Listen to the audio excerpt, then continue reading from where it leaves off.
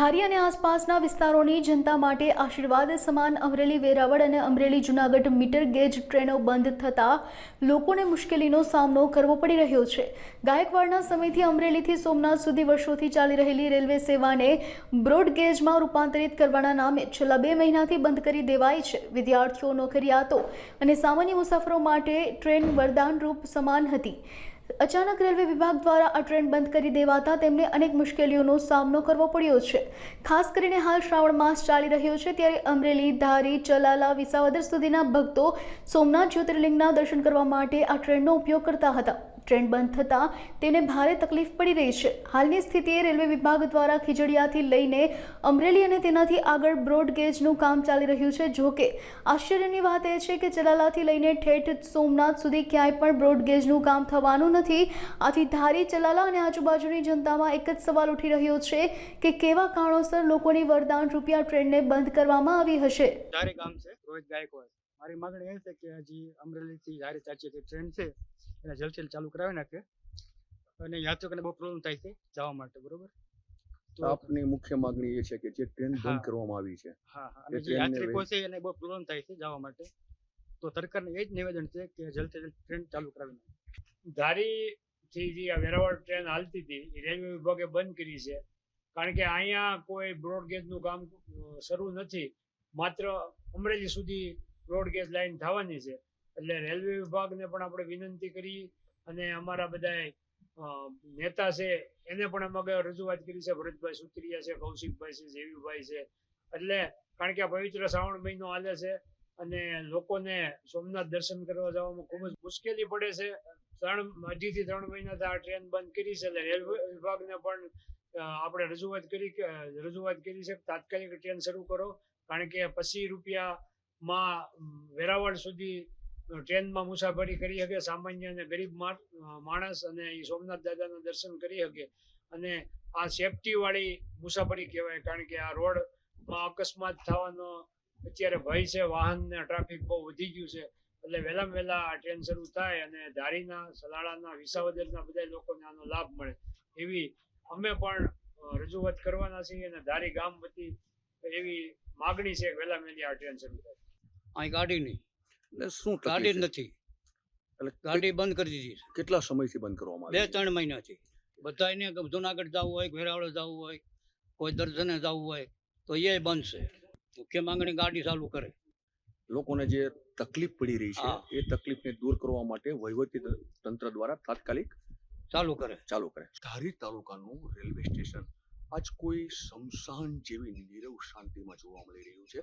અગાઉ રેલવે વિભાગ દ્વારા બ્રોડગેજમાં જે આ જે લાઈન નાખેલી છે એ રૂપાંતરિત કરવા માટે ટ્રેનને બંધ કરવામાં આવી છે, પરંતુ ક્યાંય ને ક્યાંય જે ખરેખર લોકોની તકલીફ પડી રહી છે છેલ્લા 2 કે 3 મહિનાથી આજે રેલવે બંધ છે, જેના હિસાબે નોકરિયાત, વિદ્યાર્થીઓ અને ટુરિસ્ટોની અવરજવર પણ ઓછી થઈ છે। શ્રાવણ માસ હોવાને લીધે સોમનાથની જે કનેક્ટિવિટી છે એ પણ અહીંથી સાવ ખોરવાઈ ગઈ છે।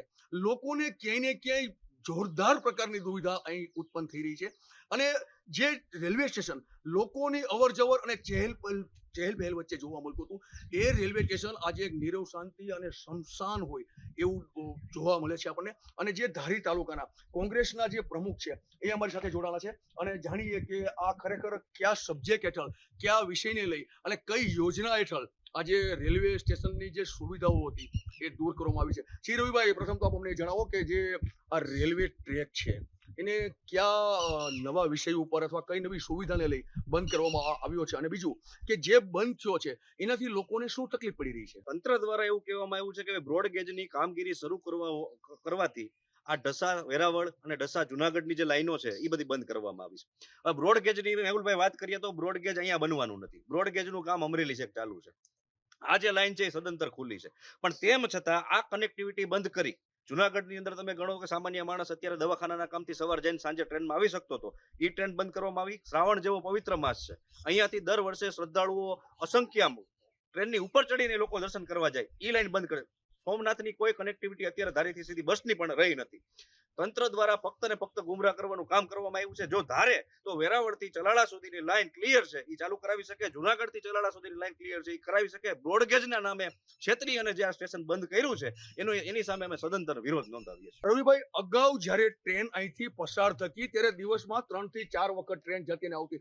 લોકોના આશીર્વાદ સમાન આજે ટ્રેન હતી અને ક્યાંય ને ક્યાંય નોકરિયાત વર્ગ, વિદ્યાર્થી વર્ગ અને એની સાથે વેપારી માટે પણ આશીર્વાદ સમાન જે ટ્રેન હતી એ બંધ કરી છે. ત્યારે ધારીની જે જનતા છે એ ક્યાંય ને ક્યાંય ખપા છે. સાહેબ, આ જે કનેક્ટિવિટી, ધારી નાનું ગામ છે, અહીંયા મધ્યમ વર્ગના માણસો રહે છે, એની પાસે કનેક્ટિવિટી પોતાના ભાડાના પૈસા ખર્ચવાના પૈસા ન હોય, પ્રાઇવેટ વાહનો બાંધવાના પૈસા ન હોય, શ્રદ્ધાળુઓને અત્યારે સસ્તા ભાવની અંદર ટ્રેનમાં જઈ શકે એટલે તાત્કાલિક આની જરૂરિયાત હોય, આ સમયે બંધ કર્યું છે. વિદ્યાર્થીઓની વાત કરીએ તો જુનાગઢથી જે અપડાઉન કરતા નોકરિયાતો વિદ્યાર્થી તમામને તકલીફ છે. પણ હવે એવું છે લોકો રાડું નાખે છે, તંત્ર કોઈ સાંભળવા વાળું નથી. આપણી તો સરકારશ્રીને એટલી અપીલ છે કે આ ચાલુ થઈ શકે એમ છે, આમાં કોઈ કામગીરી ચાલુ નથી. વેરાવળથી તમે ચાલુ કરો, ચલાળા સુધી ટ્રેન ઉભી રહે એમ નથી, ચલાળાથી તમે ઉપાડો જુનાગઢ સુધી ઉભી રહે એમ નથી. તો તમે શું કામ નથી કરતા? તમે આટલું કરો, અમરેલી તમારું કામ ચાલુ છે, ત્યારે પતે ત્યારે અમરેલી સુધી કનેક્ટ કરી દેજો. અને અમને બ્રોડગેજ તો તમે આપતા નથી. તમે ઇકો સેન્સિટિવ ઝોનના નામે બ્રોડગેજ મંજૂર નહીં થાય એવું તમે કીધેલું છે. બ્રોડગેજની કામગીરીને લીધે આ મીટર ગેજ શું કામ બંધ કરો?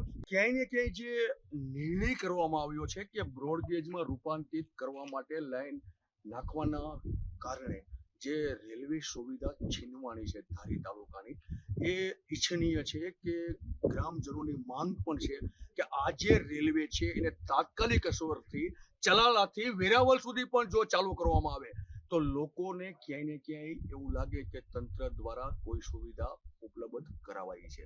અબ તક ન્યૂઝ, મેહુલ ત્રિવેદી, ધારી.